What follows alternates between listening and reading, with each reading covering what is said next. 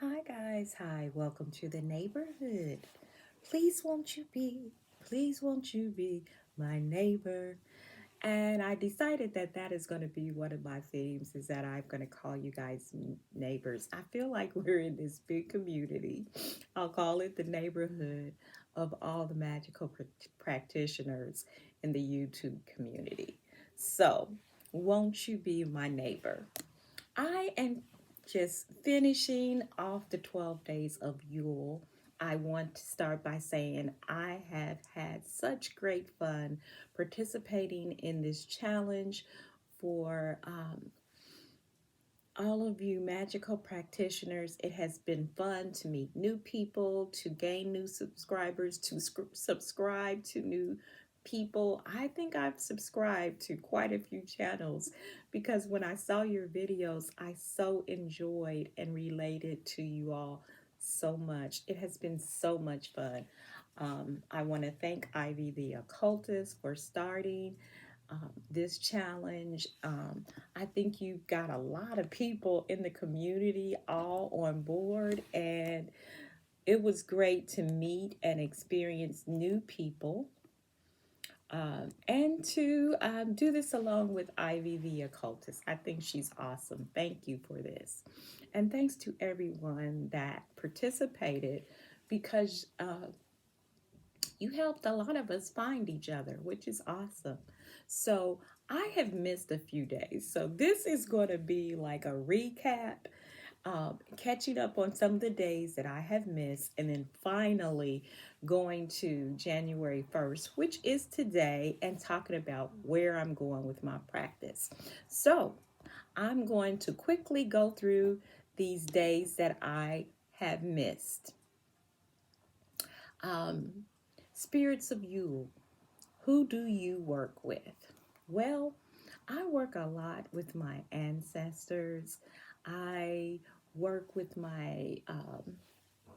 I am of African, Native American, and Celtic origin. All mixed up. That's so America. We're just a melting pot anyway.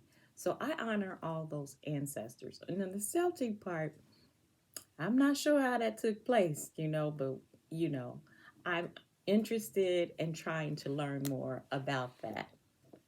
So I do work with Hakate, I work with Yimaye and Oshun in a respectful manner. Most of the time, I don't really ask them for things.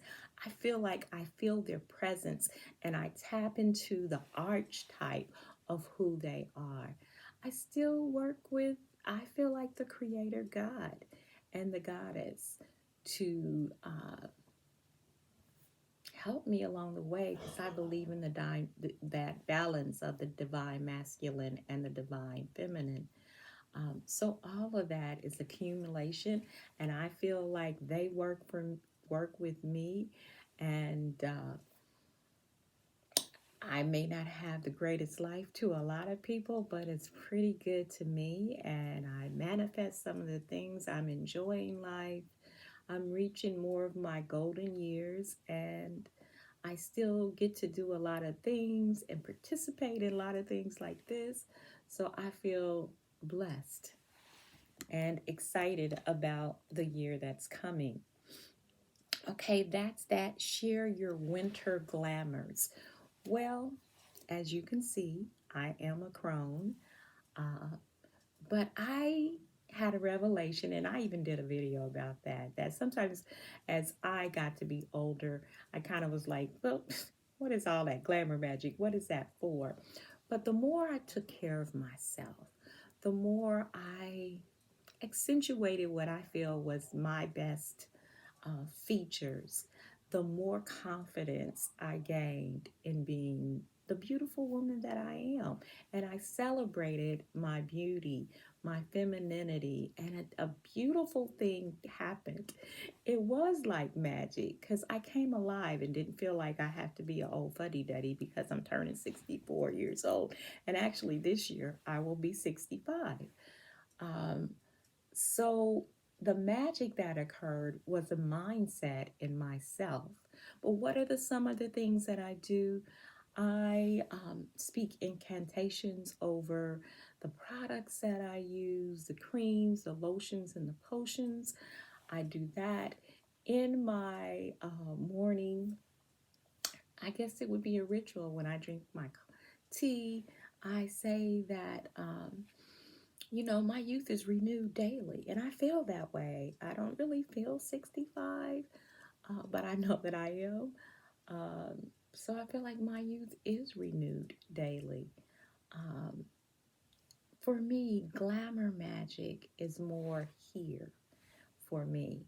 And I use words. My words are spells. And as I'm mixing things, because I put other oils, essential oils in creams and potions. I use a lot of vitamin E and rose hip oil. And as I'm mixing these clockwise, I'm seeing the hands of time turn to be who I am today. So that's kind of how I use, and it's a lot of other things that I do. I also feel like I need to be in the mindset for glamour. So my dresser is a glamour station.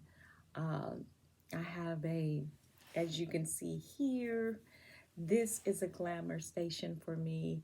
My bathroom, when I get ready, sometimes there's a station there for me.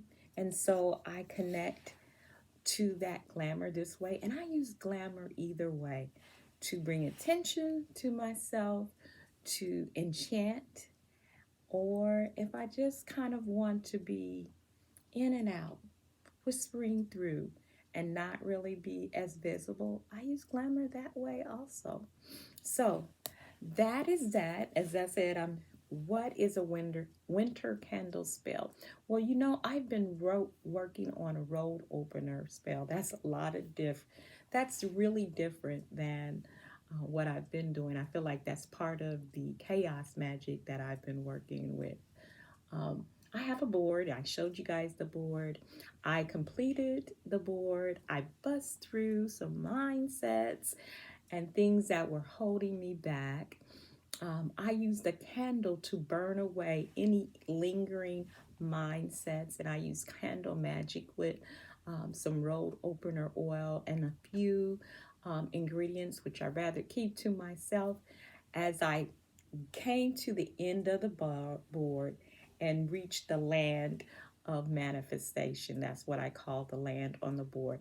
At the end of this video, I'll kind of give you a picture of some of my beauty stations and my road opener life board. That's what I'm going to call it. I just came up with that right now. So there you go with that. Share a self-care ritual for winter. Well, as I get older, your skin loses some of its elasticity. And so I use a lot of rose hip oil. And sometimes I mix that with other creams that I'm using. And I kind of make my own potions and everything when I have certain oils. And I do use therapeutic grade oils that are okay to use for skin and that kind of thing. Or I am very particular about the oils that I use and the ingredients that I use when I mix them with creams. And sometimes I use my own creams um, that I make myself, sometimes with coconut oil, sometimes not. It just depends. But I make my own potions, and sometimes I add things to the products that I already use.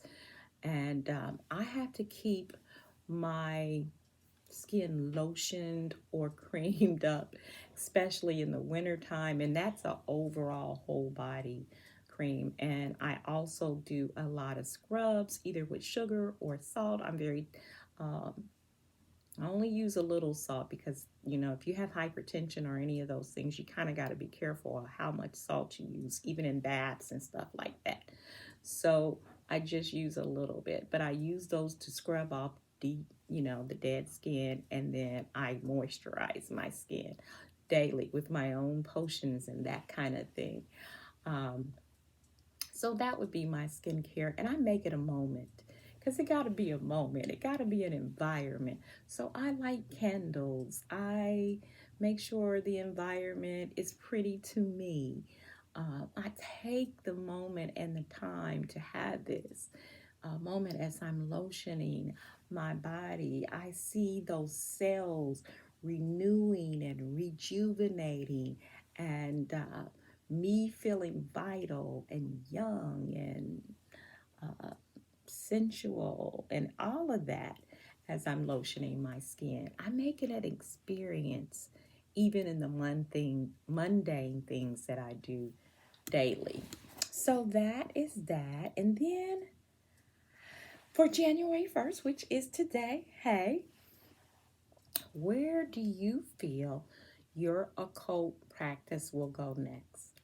Well, in 2023, I experimented. Actually, over the last few years, I've experimented with some other things. I've experimented with some ceremonial magic, with chaos magic, with some Wiccan principles and those kind of things.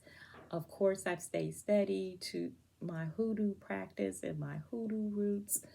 Um, but this year, I think I'm going to take a circle back and really take principles from all of these places that I feel like I've been and all of these. What was the best that worked for me?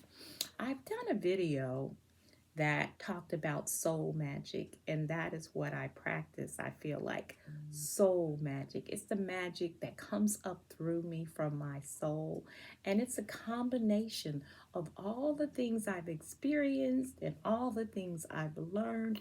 It's hearing from my ancestors, and that can be familiar or the family ancestors or the magical practitioners from the past that may I feel drop knowledge in my soul.